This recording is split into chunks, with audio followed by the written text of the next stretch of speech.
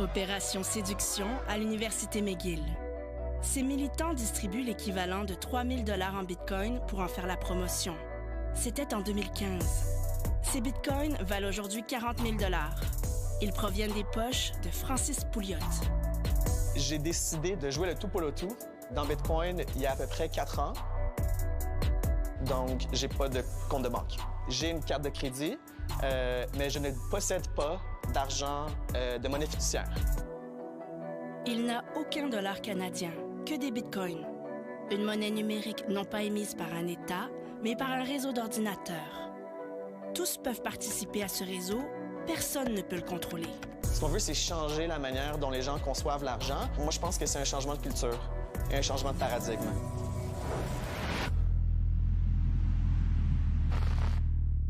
Le Bitcoin a vu le jour il y a 10 ans par un document technique de 9 pages. Il est publié sur Internet par un inconnu. Son pseudonyme, Satoshi Nakamoto. Au départ, le Bitcoin n'est qu'une expérience entre quelques geeks, auquel s'est joint Tadeusz Drejja. Au tout début, c'était quelques excentriques. Tout le monde était anonyme. Je n'utilisais pas mon nom. La première fois que j'ai regardé Bitcoin, j'ai pensé que ce serait complètement illégal. Vous faites une monnaie à partir de rien, de l'Internet? D'abord, on dirait une blague. Ensuite, attendez, ça pourrait vraiment fonctionner. 2 ans après la publication de ce document, Satoshi Nakamoto a disparu des forums. Son identité demeure un mystère. Mais le Bitcoin, lui, compte des millions d'utilisateurs. Il est devenu un phénomène mondial et il existe des milliers d'autres crypto-monnaies. Pour certains, c'est une expérience vouée à l'échec. Bitcoin has no unique value at all. It doesn't produce anything. It's a delusion, basically. Pour d'autres, c'est peut-être la naissance d'une nouvelle forme de monnaie. Le Bitcoin, c'était réellement une invention radicale. Donc ça chamboule toutes les représentations qu'on peut avoir de la monnaie et surtout de la monnaie bancaire.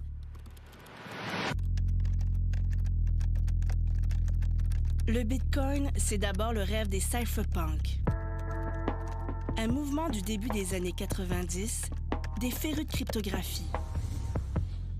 Dès le début d'Internet, ils s'inquiètent du contrôle des données personnelles par les grandes compagnies et l'État. Ils entrevoient les dérives à venir. We face a number of important issues around privacy, safety, and democracy. La plupart sont aussi libertariens, en faveur d'une réduction radicale ou complète de l'État. Ils s'en méfient. Ils défendent la vie privée en construisant des logiciels qui cryptent la circulation des données. Bien employés, ces outils peuvent restituer beaucoup de pouvoir aux gens. Avec des données cryptées, aucun gouvernement au monde ne peut les décrypter. Elles sont protégées par les mathématiques. Peter Todd est l'un des programmeurs les plus influents de la communauté Bitcoin. Il cumule les fonctions de directeur scientifique dans diverses compagnies. Une décennie avant le Bitcoin, dès l'âge de 15 ans, il fréquentait les forums cypherpunk. Avec eux, il cherchait à créer une monnaie numérique, mais qui circulerait sans laisser de traces, comme de l'argent comptant. Pour garantir les libertés individuelles, les cypherpunks ont besoin d'une monnaie sur laquelle les banques et les États n'auraient aucune emprise, ni sur sa valeur, ni sur sa circulation. Nous avons besoin de monnaie numérique décentralisée pour reprendre le pouvoir de ceux qui pourraient nous opprimer. Visa et Mastercard sont très inquiétants. Un petit nombre de personnes exercent un contrôle incroyable sur des économies entières.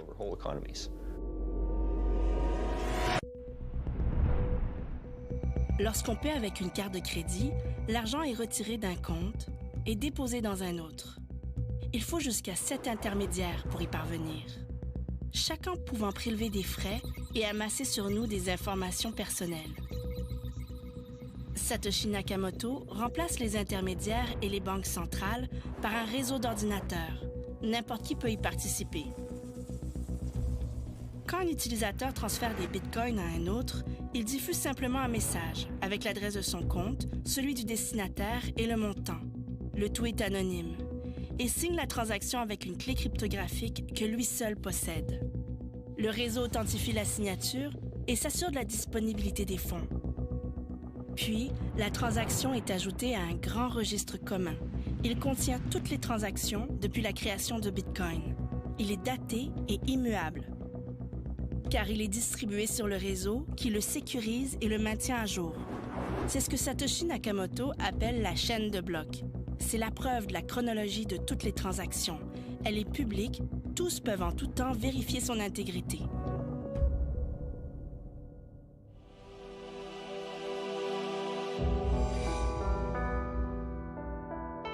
Pour la première fois de l'histoire, la monnaie circule instantanément, sans frontières, sans intermédiaire. Elle échappe à toute surveillance, à toute régulation. N'importe qui peut acheter ou vendre des bitcoins sur des sites d'échange, dans des guichets au dépanneur et même sur Kijiji. Les bitcoins sont acceptés dans des commerces, comme sur les marchés noirs. Dans ce nouveau monde, les fraudes se multiplient. Des milliards s'évaporent.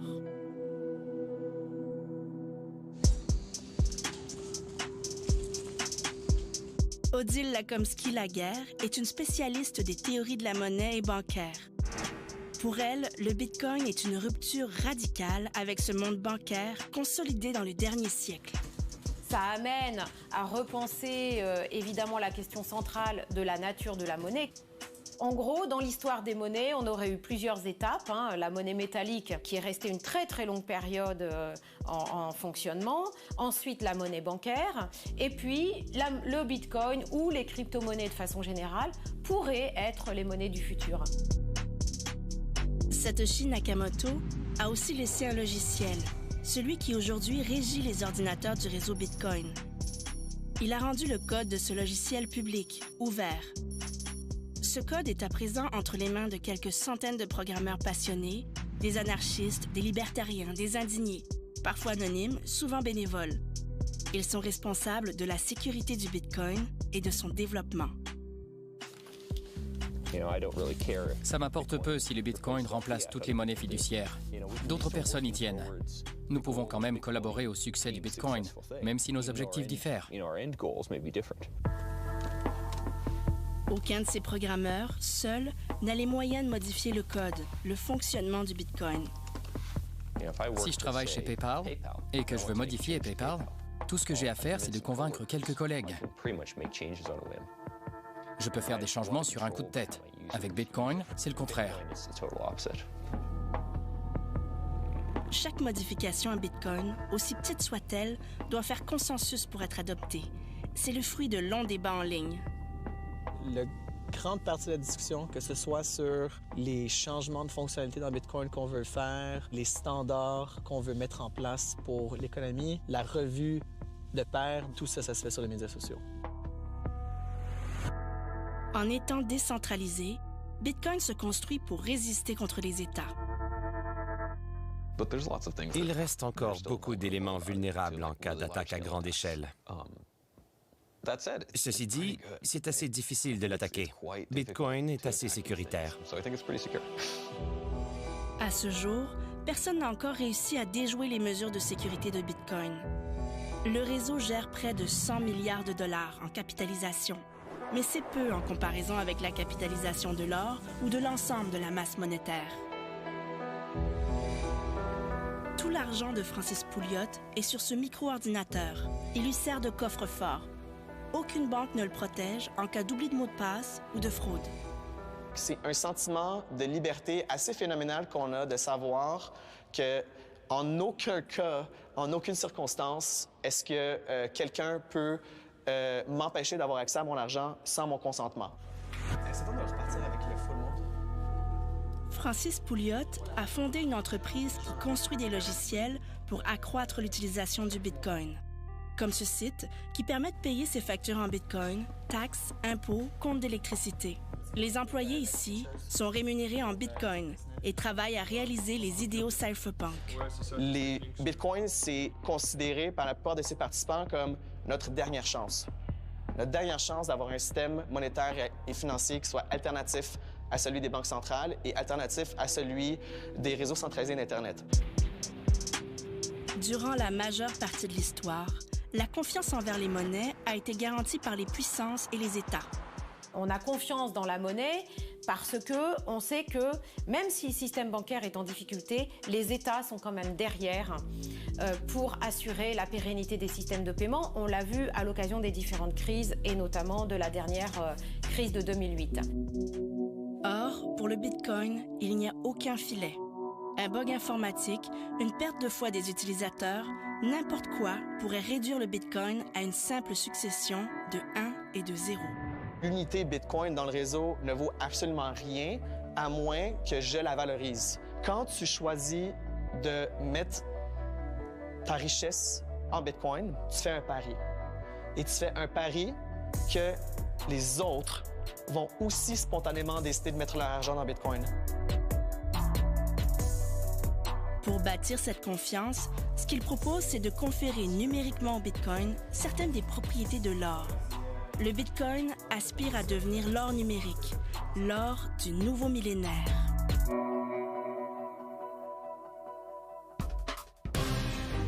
Après la pause, le Québec devient l'Eldorado des crypto-monnaies.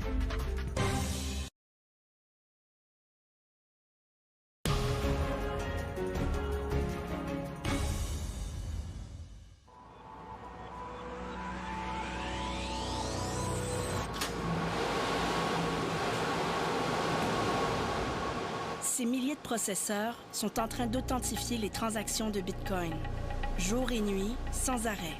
Ce sont eux qui remplacent les banques et maintiennent le grand registre de transactions. C'est ce qu'on appelle une mine de crypto-monnaies. Car pour ce travail, les propriétaires de ces processeurs sont payés. Ils reçoivent des bitcoins créés par le logiciel. Cette mine peut rapporter 55 000 $ par jour. Toutes les sociétés ont convergé spontanément vers les monnaies qui étaient les plus difficiles à produire, c'est-à-dire les métaux précieux comme l'or et l'argent. La raison pour laquelle les gens vont avoir confiance en Bitcoin, c'est la même raison pour laquelle ils vont avoir confiance dans des monnaies comme l'or. La rareté du Bitcoin est déterminée par son logiciel. Il fixe le rythme auquel les Bitcoins sont créés. Et plus le temps avance, plus difficile il sera d'en miner. À Dijon, Ludovic Desmet est un expert de l'évolution des techniques et théories monétaires. Dans le projet des crypto-monnaies, il y a un alliage assez étonnant entre la technique la plus aboutie, digitalisée, etc., et certains archaïsmes. On invoque chez les supporters de ces techniques la bonne vieille pelle et la pioche du mineur qui va au fond de sa galerie pour extraire quelque chose qui est naturel et qui n'est pas pollué par ni les banques, encore une fois, ni l'État. L'essor des crypto-monnaies provoque le boom mondial d'une nouvelle industrie. Au Québec, l'entreprise Bitfarms est devenue un des poids lourds du minage de crypto-monnaies en moins d'1 an, grâce au flair de Pierre-Luc Quimper. Nous, on avait la chance d'être un des premiers au Québec à s'installer, donc c'est pour ça qu'on a pris l'avantage qu'on pouvait. On a sécurisé toute l'énergie qu'on pouvait pour notre expansion dans les prochaines années. La matière première de ces mines, c'est l'énergie. C'est elle qui garantit l'intégrité du registre à la place des banques. Ce que le Bitcoin a fait, c'est de contourner toutes ces banques en liant les données à de l'énergie, au lieu d'avoir une personne qui cautionne le registre. Parce que de l'énergie, ça se mesure. On peut prouver mathématiquement que de l'énergie a été consommée pour valider une donnée. Avec Bitcoin, on a décidé que l'état du registre accepté, c'est celui pour lequel le plus d'énergie a été consommée. Tous ces processeurs sont engagés dans une compétition mondiale.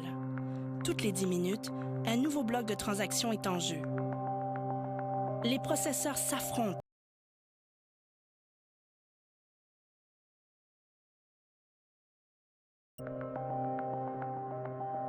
Le premier à la résoudre obtient le droit d'ajouter les transactions au registre et remporte les bitcoins minés. Comme aucun des participants ne peut résoudre à tout coup ce problème, personne ne peut prendre le contrôle du registre. Il faut comprendre que le minage, c'est l'activité la plus concurrentielle sur la planète. Et chaque avantage que tu peux avoir sur les autres mineurs va se traduire directement en plus de profitabilité. Dans les premières années, n'importe qui pouvait participer au réseau. Il suffisait pour cela d'un ordinateur personnel. Puis, pour soutenir la compétition, les mines sont devenues plus grosses et les processeurs ultra spécialisés.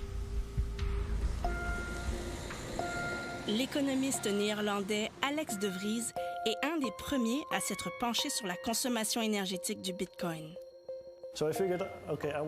Je voulais sensibiliser les gens à cette situation. Je pense que c'est important. Nous utilisons beaucoup d'énergie par transaction. Et les utilisateurs moyens de Bitcoin ne verront jamais ce qui se passe en coulisses.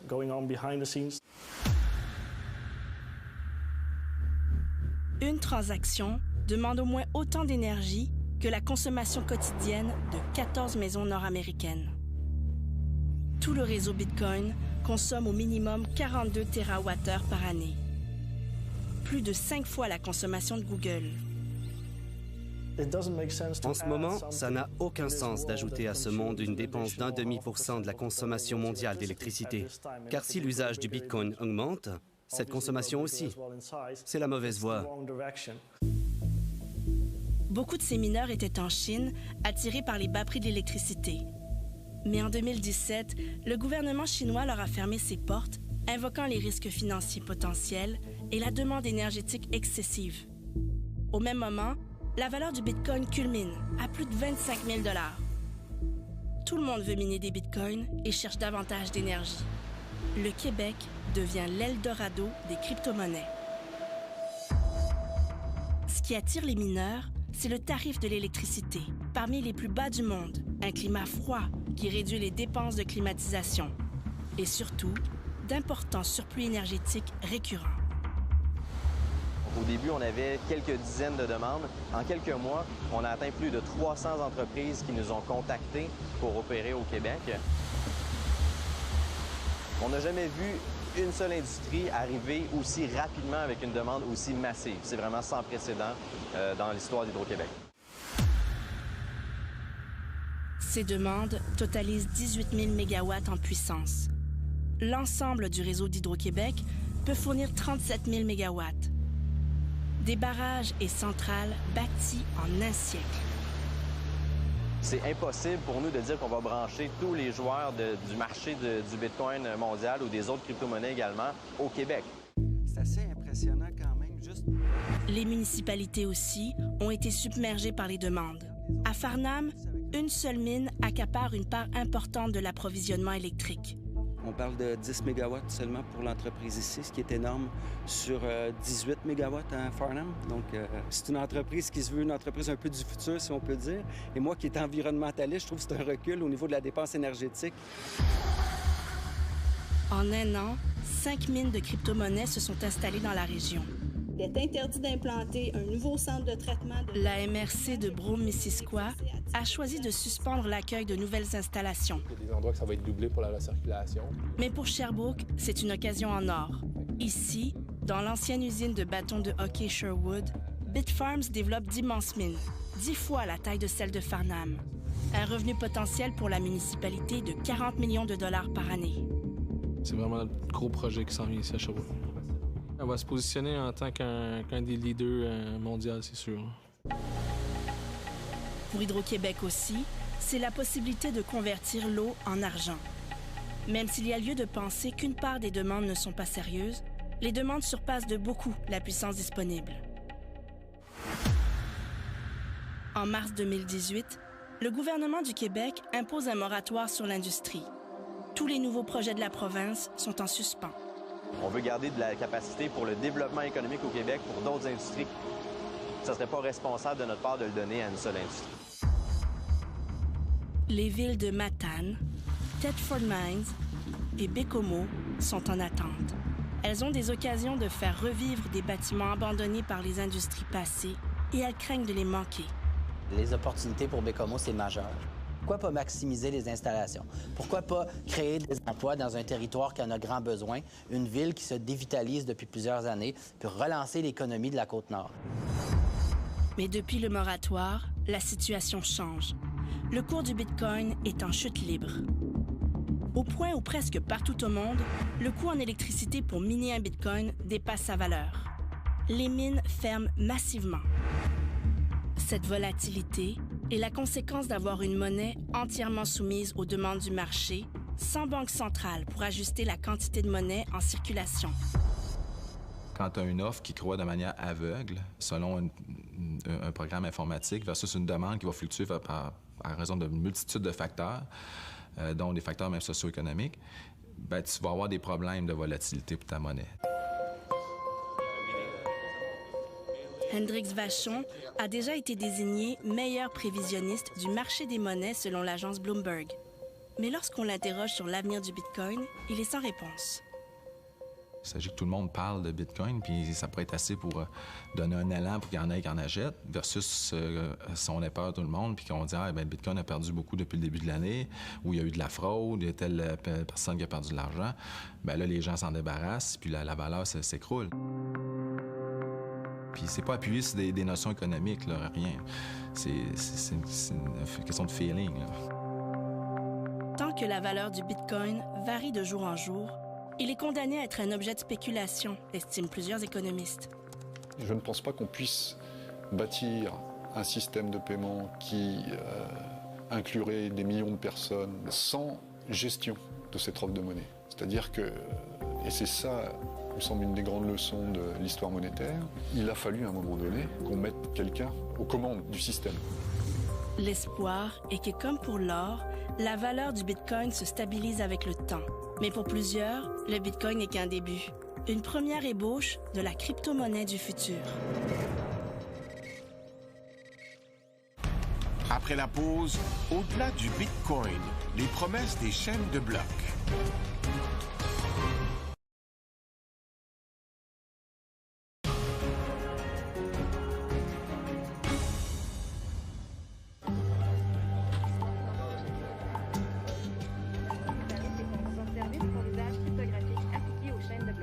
Octobre 2018.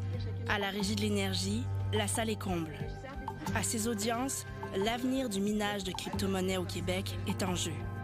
Ben, c'est un peu notre futur au Québec. Ils vont décider un peu des prix qu'on va payer dans le futur. Donc, c'est un moment vraiment crucial pour nous. Hydro-Québec souhaite limiter la puissance attribuée au minage de crypto-monnaies et choisir les projets offrant les meilleures retombées pour le Québec. Une mesure sans précédent.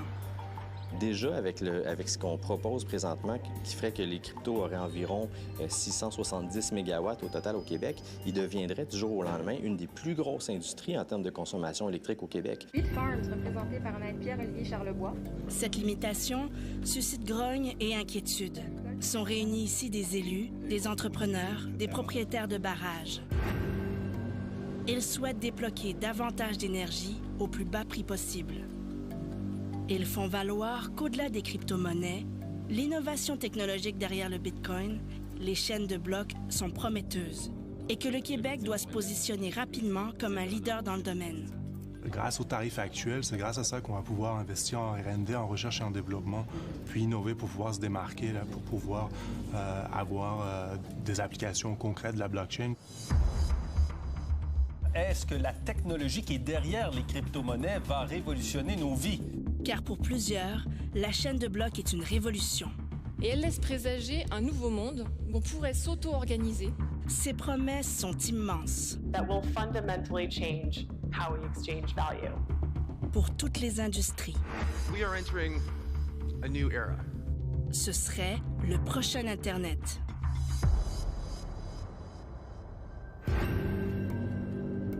Une fièvre dont les origines sont canadiennes. Le Torontois Vitalik Buterin, à 19 ans, crée l'Ethereum. Sa chaîne de blocs, plus flexible, enregistre la trace de n'importe quel type de données. L'engouement est immédiat. La chaîne de blocs serait le moyen de garantir des données fiables. Elle garde la trace de ceux qui les modifient et de ceux qui y accèdent. Elle pourrait court-circuiter les intermédiaires, comme les notaires, services d'audit ou courtiers. Elle pourrait sécuriser des données personnelles, médicales, gouvernementales ou issues d'objets intelligents.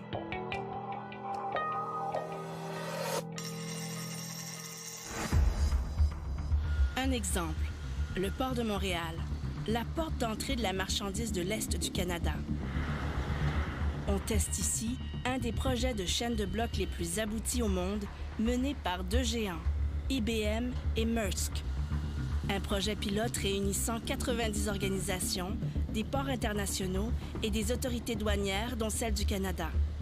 La plateforme numérique TradeLens va enregistrer tous les jalons et les événements du parcours du conteneur, dont tous les événements qui ont lieu ici sur le terminal. Toute modification de l'information du conteneur, son poids, son emplacement, son contenu, est datée et signée par une clé numérique secrète détenue par les participants. Pour une seule transaction conteneur, il peut y avoir jusqu'à 15 documents qui sont nécessaires et j'envoie mes documents de facturation, de lettres de crédit, etc., de dédouanement à un destinataire qui est déjà prévu et qui a une clé. Donc, on sait avec confiance où nos documents vont aller. La chaîne de blocs certifie l'histoire de chaque conteneur, ce qui pourrait aussi simplifier le dédouanement. Toute cette information-là que vous voyez, le fil déroulant du parcours du conteneur, tout est encrypté dans la blockchain. Alors, c'est une information qui est officielle et irréfutable. La majorité des grandes entreprises expérimentent la chaîne de blocs, mais les projets sont encore à l'état de prototype et les gains à démontrer.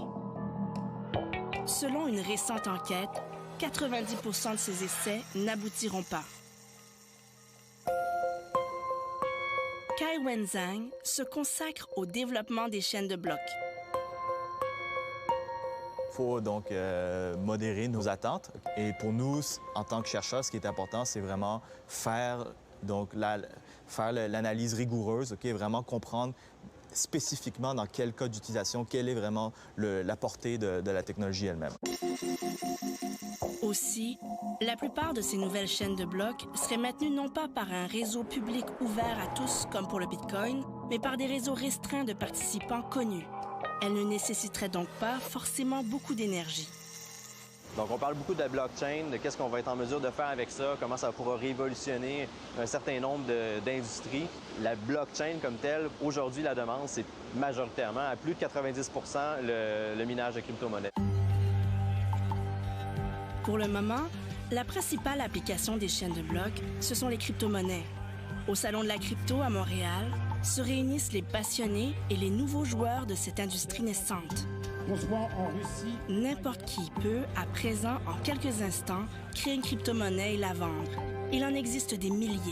Elles font l'objet d'une spéculation grisante. Difficile de discerner les projets sérieux des arnaques. Et les encadrements réglementaires sont faibles.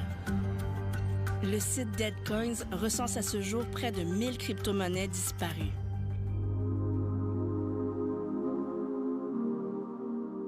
Mais plusieurs de ces nouvelles monnaies proposent de réelles innovations. Une forme de recherche pour créer des crypto-monnaies plus efficaces et plus rapides que le Bitcoin. Ce qui se passe en ce moment, c'est que les gens construisent de nouvelles crypto-monnaies afin d'expérimenter de nouvelles idées. C'est très excitant. Elles compétitionnent les unes contre les autres et on va découvrir lesquelles l'emporteront. Neha Narula est la directrice du Digital Currency Initiative au MIT à Boston. Ce laboratoire est dédié au développement des crypto-monnaies. Il embauche des programmeurs Bitcoin qui côtoient des législateurs et chercheurs issus des banques centrales. Nous tentons de répondre à des questions de nature fondamentale. Comment rendre cette technologie accessible aux prochains milliards de personnes? Et il reste tellement de défis à surmonter, par exemple, autour de la mise à l'échelle de cette technologie. Pour le Bitcoin, le nombre de transactions se limite à 7 par seconde, bien inférieur aux 40 000 transactions que peut supporter Visa. Cette limite est un des plus grands défis des crypto-monnaies. Pour le Bitcoin, nous ne savons pas comment le rendre utilisable pour toutes les personnes sur Terre. Nous y travaillons, mais nous n'en sommes pas encore là. Certaines de ces crypto-monnaies ont été créées dans le but d'augmenter cette limite. D'autres tentent de réduire la volatilité du Bitcoin. Certaines essayent de réduire la consommation énergétique. Ça existe depuis 10 ans et je ne crois pas que nous le comprenons fondamentalement. Nous n'avons pas de modèle formel pour réfléchir à ce qu'est une crypto-monnaie, comment la sécuriser, quelles propriétés lui conférer, comment réfléchir aux incitatifs à participer à une crypto-monnaie. Alors, dans le monde universitaire, nous retournons à ces questions de base. Je crois qu'il y aura de plus en plus de crypto-monnaies et qu'il y aura davantage d'expérimentation. Les résultats des audiences sont attendus sous peu. Le Québec est appelé à être un producteur majeur de ces crypto-monnaies et ainsi participer, peut-être, au début d'une nouvelle compétition monétaire mondiale.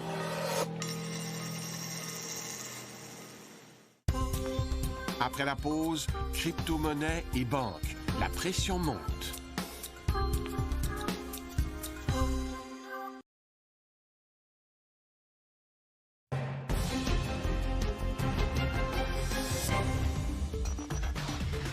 How do you trade with Bitcoin in Africa? We have the answers.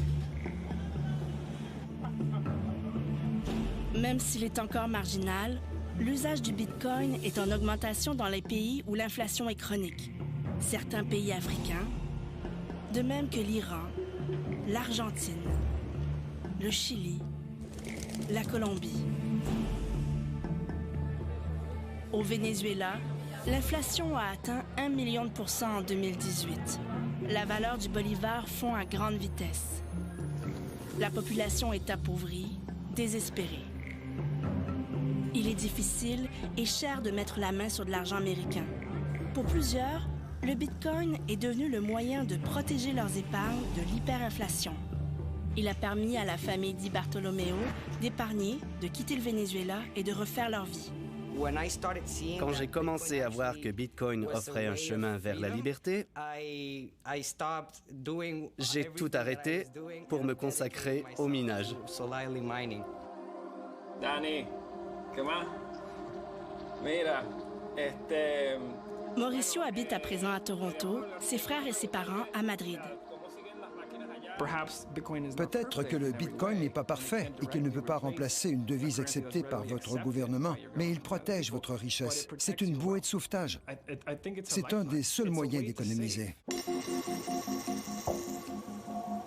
La famille mine à présent au Québec, dans l'est de Montréal. Les bitcoins produits ici servent entre autres à Mario, qui les revend dans des machines distributrices en Espagne. La plupart de mes clients sont des clients de pays latins qui souhaitent renvoyer de l'argent dans leur pays d'origine. Le gouvernement ne peut pas empêcher ces paiements. Ils le recevront tout de suite, sans tierce partie.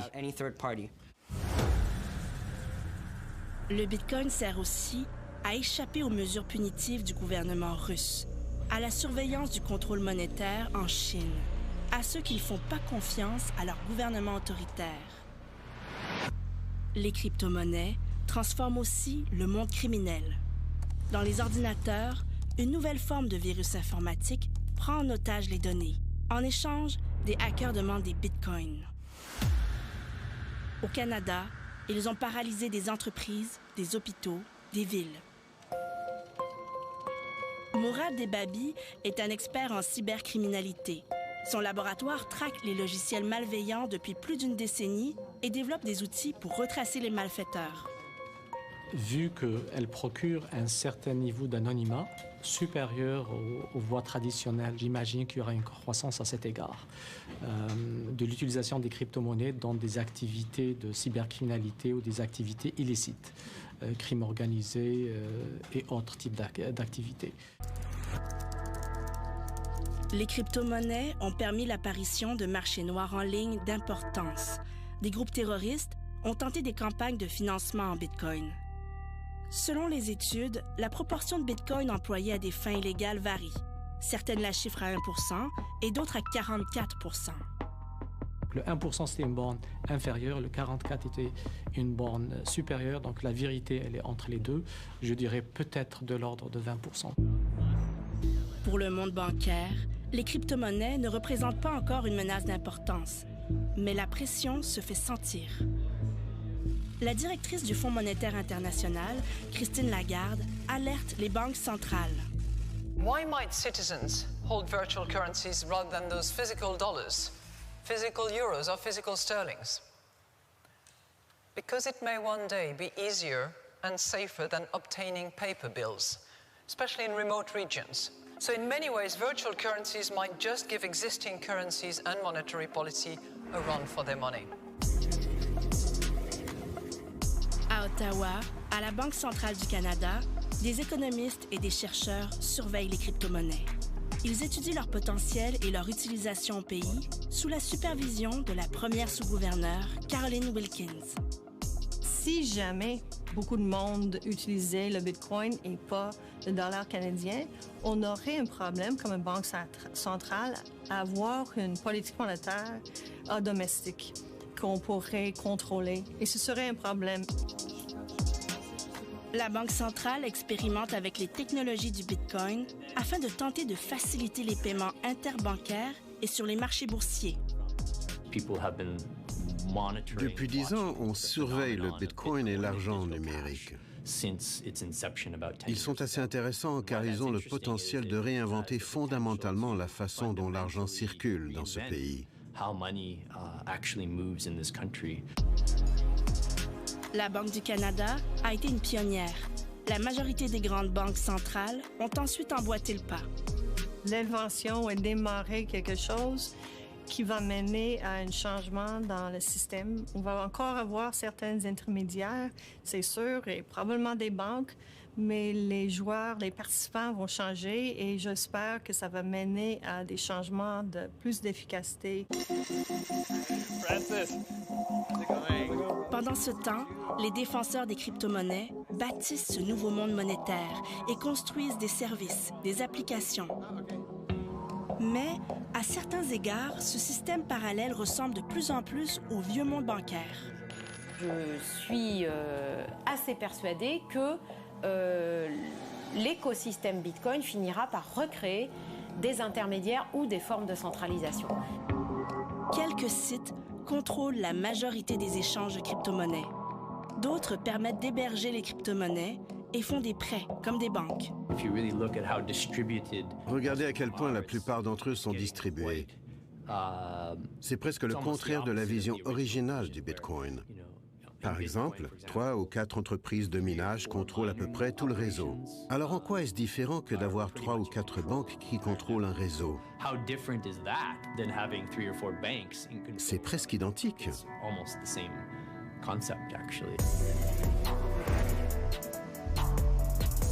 C'est certainement un combat avec de forces inégales, mais ce qui rend Bitcoin différent des banques, c'est que les participants dans Bitcoin ont non seulement un intérêt monétaire dans le système financier, mais aussi un intérêt idéologique et une passion. Donc, au fur et à mesure que le temps avance, selon la mentalité des Bitcoiners, il ne peut y avoir qu'un gagnant dans cette guerre de monnaie. Et le gagnant, ça va être la monnaie la plus robuste, la monnaie la plus résistante au choc, et ça va être Bitcoin.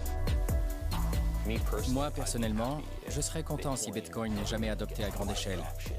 Je ne veux pas vivre dans un monde où tous les gens doivent utiliser Bitcoin, car cela signifierait que beaucoup de choses auraient échoué dans le monde.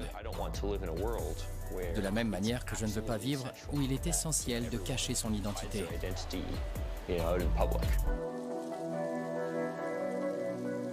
Ça peut très bien péricliter, ça peut très bien être réfréné par les États qui voient une menace essentielle sur le système bancaire, mais ça peut prendre évidemment un siècle, ça peut aussi devenir la monnaie du futur, voilà. Mais c'est trop tôt pour le dire.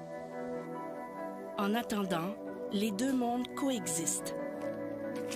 Et le fait que 9 pages balancées sur Internet de manière anonyme révolutionne quand même un morceau de la finance et des systèmes de paiement montre bien que ce sont des créations humaines et qu'elles sont constamment réaménagées, amendées, améliorées et que c'est en perpétuelle évolution. Il y a des expériences qui réussissent, il y en a qui échouent, il y a des retours en arrière, mais tout ça c'est fragile. Et donc l'avenir n'est pas tracé. À long terme, les crypto-monnaies nous interrogent tous. Que choisir? Le vieux monde monétaire ou le nouveau? Choisir des entités communes et des banques centrales ou renoncer à faire confiance à des institutions qui se sont souvent trompés et qui ont souvent trahi le public. Les libertés individuelles absolues ou le bien commun? Les crypto-monnaies nous posent encore une fois ces grandes questions universelles.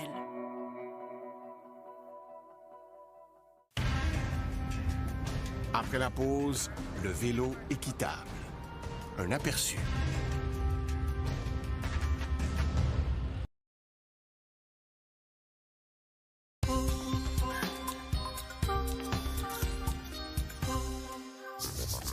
La semaine prochaine, le vélo équitable.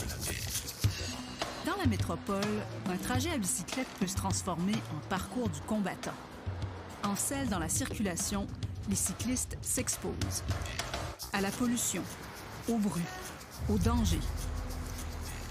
Face à ces périls, ils sont plus vulnérables que les automobilistes. Comment réduire l'impact sur les cyclistes de ces nuisances auxquelles ils contribuent eux-mêmes peu, voire pas du tout? Le vélo équitable. Dimanche prochain, à Découverte. Pour suivre l'actualité scientifique à Radio-Canada, d'autres rendez-vous. Le dimanche, à la radio, les Années-Lumière. Sur le web, la Zone Science et les pages Facebook de Radio-Canada Science et de Découverte. Merci d'avoir été là. À la semaine prochaine.